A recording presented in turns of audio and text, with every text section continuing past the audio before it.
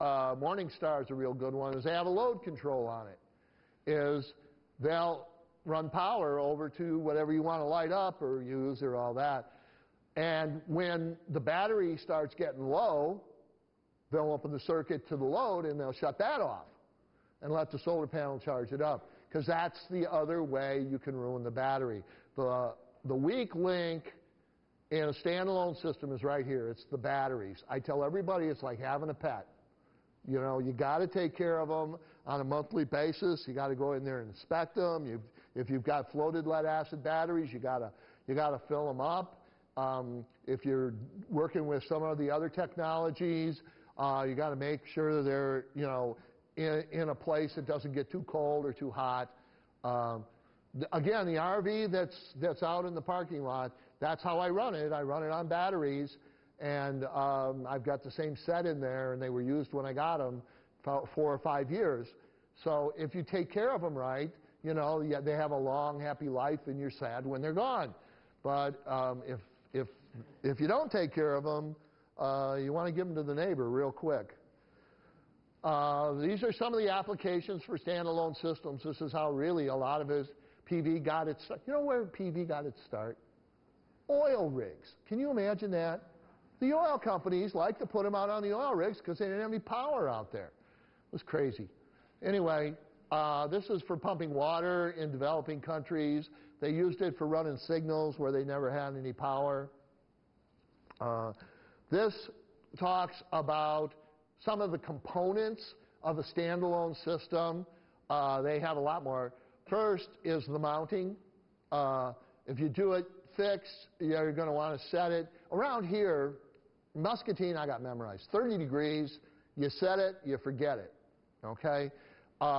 If you want to change it twice a year, you take your latitude and you add 15 degrees, or you subtract 15 degrees, depending on whether it's summer or winter. In the winter, you want a steeper angle to it because the sun's lower in the sky.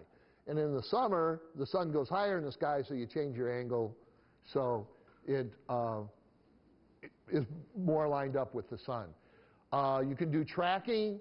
Again, my recommendations, if you got snow and ice, I stay away from tracking. And maybe that's a preference of my own, but the people that have had trackers have had trouble with them. There's single-axis trackers, which basically just follow the sun across the sky. And then there's dual-axis trackers that track seasonally and track it across the sky. Down in the Southwest, they do that a lot, but they don't have our weather. There's a charge controller. There's the batteries. Some systems have backup generators in them for the real short days in the winter. The older systems had power centers in them. You need an inverter. If you want to know what you're doing, you need a data logger, and then there's wiring and labor.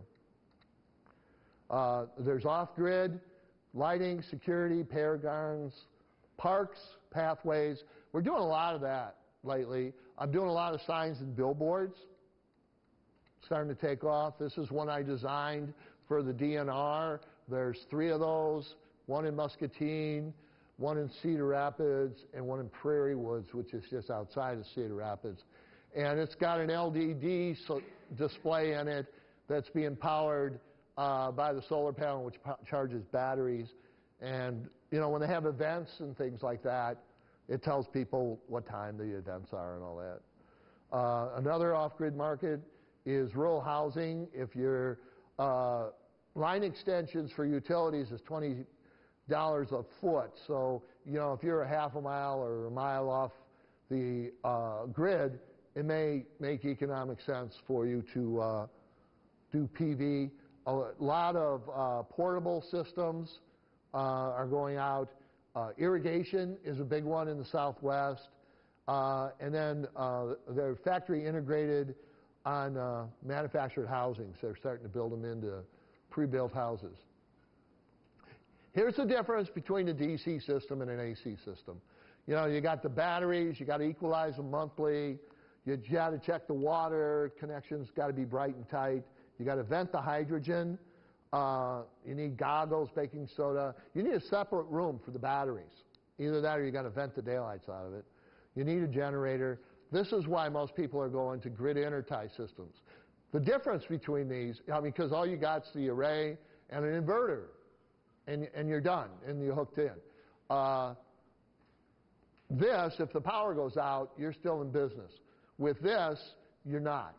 And the reason is rightly so, utilities do not want you backfeeding the line when somebody's out there working on it.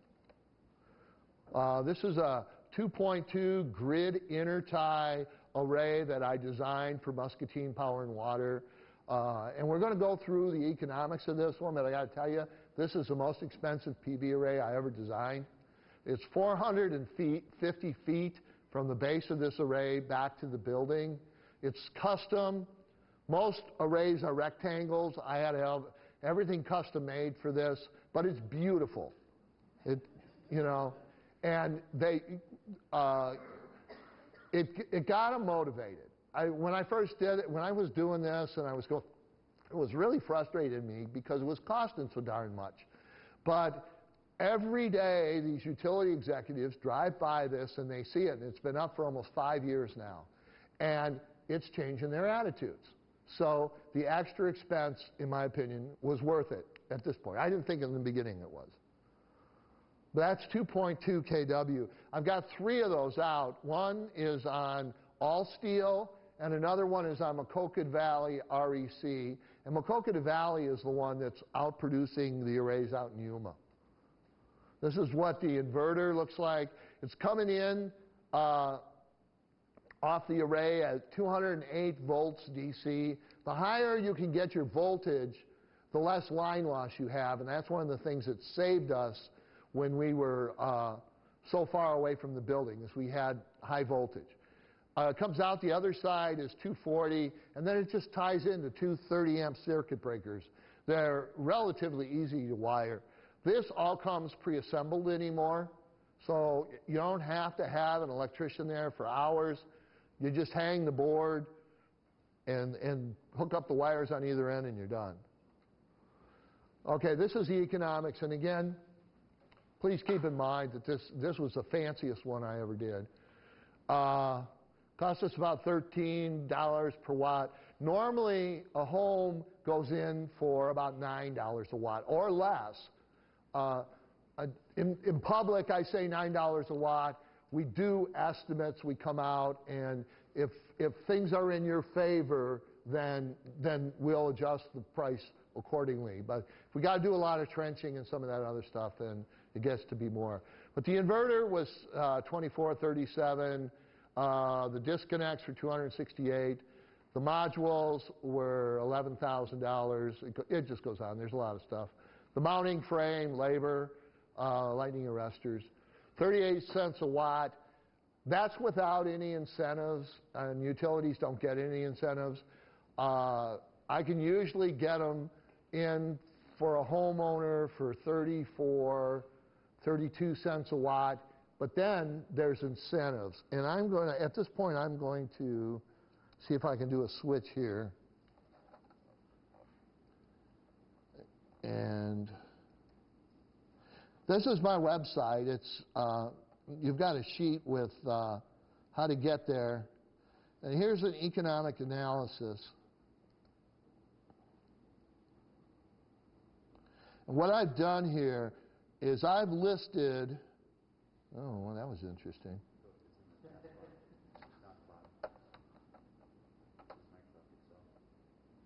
Oh, hit this? Oh, that was good. Thank you. I've listed all of the incentives that are available at this time for either a homeowner or a business. And you can see, okay, it starts at 36 cents a watt, and then I start deducting what the different incentives are worth. And theoretically, you can get down to 4 cents a kilowatt hour. Okay? More than likely, you're not going to qualify for all of these, because I want to make that straight. But you can go out online, you can bring this up, and you can delete what you don't think you're going to qualify for, and then you can see what your cost is. A business gets a 30% tax credit of the whole entire cost of the system. A homeowner only gets $2,000. I think this is for a 10 kilowatt system too, which is large for a house. But the numbers don't change. If you lower this number here, everything lowers with it in proportion. And the bottom line for all of us is, what are we paying per kilowatt hour? How can we pay less as an energy producer? And that's what I was trying to do with this. The other way to look at it is here. Here's a $130 investment, and you really only, in the end, have $6,600 invested. That you've gotten that much of your investment back. The other thing I'll explain to you why we're here is the Iowa Energy Center offers low-interest loans for renewable energy systems.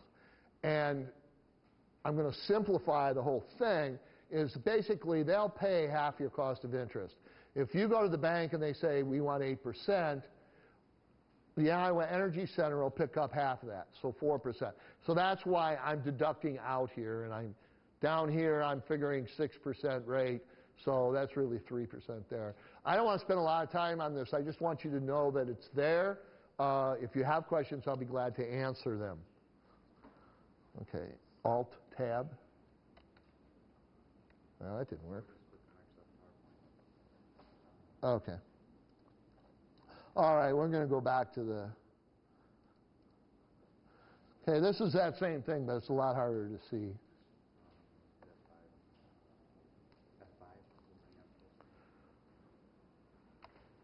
Oh, you took me right to that. Never mind. I'll get it.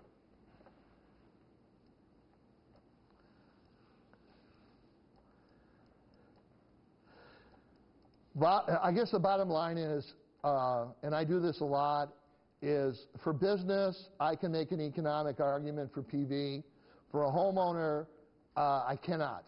And if you're as a homeowner and you're looking to do solar, at this point in time, and this thing's all fluid, okay, what the future brings in terms of cost of electricity is anybody's bet. I mean, it's a big political hoo-ha. But if you're thinking about doing PV, I would do it because you're doing it for yourself. So what's the difference, the amount that businesses pay for their electricity? Why does it work for business but not for, or is it because of the tax? It's because of the tax credit. You're looking at a flat $2,000 as opposed to a 30% of the total installed cost. And it skews the numbers dramatically. The funny thing about it is businesses usually pay less than homeowners. So, okay. Here's the other interesting, well, we were talking about trackers before. This is the difference between a fixed array and a tracking array. It widens out the graph. Again, 20 to 40% increase in production, providing it's running all the time. That's, here, let me make this big. Okay, now we're back. Utilities are definitely interested in this out in California, Arizona, and that's why we all thought, man, they must be out producing us like crazy. But they're not. I mean, you can do this on a large scale. One of the reasons they're doing it is, when do utilities have the most demand, and when is electricity the most expensive? Here in the Midwest, our electricity is averaged. It's probably the worst thing we could ever done, okay? Because we have no idea of what the commodity's doing. Electricity is a commodity just like a stock. And when all those air conditioners come on, the price of electricity goes through the roof. Or it can. It definitely goes up, okay? Well, guess what happens at the same time? The production for PV matches the demand for electricity. So the value of PV is a lot higher than just the simple average 7 cents a kilowatt hour that we pay on our electric bill. But unfortunately, we've been taught that, well, because of the way it's structured, that that's all it's worth, okay? But the incremental difference is going, when we feed back into the utility, the incremental difference is going back to the utilities, and that's a profit, okay? If you